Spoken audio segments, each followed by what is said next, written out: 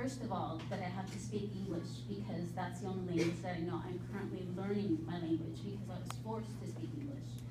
Secondly, I'm going to come with some law because I'm also being forced to speak law to be able to keep my existence here amongst you guys. I am going to tell you that I am Colville, a descendant of the Colville tribe, which has been imprinted on you, but that is also a lie. My tribe that I am from is Siletz. I am a Siletz Nation descendant, and so just to educate you on who I am before I speak and apologize to my elders for speaking before you. So I fight for the water. As a Native American, that's what we do.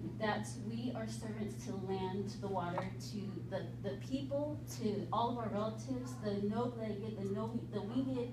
We fight for everybody.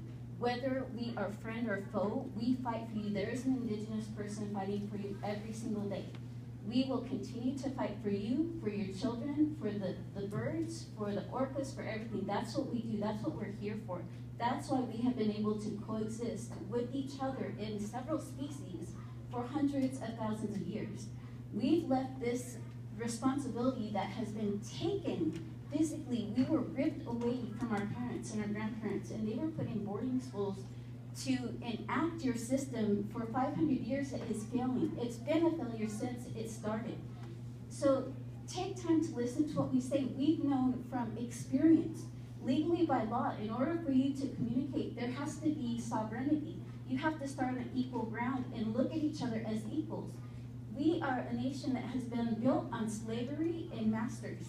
In this panel is like masters. We over here are the slaves that have to bend to your, oh, you have 2 minutes. We have all day to talk and discuss, and I applaud you for even resiliently letting me speak and say, there are no, the hydro engineers in the Department of Ecology, which is responsible for keeping the people and the animals safe. They need that. That is an expertise, that is their life. They spend their life. I know genealogists that have been doing this for 30 years as professionals. They are established, and yet they are not on the table. They are not at the table. They're not being heard.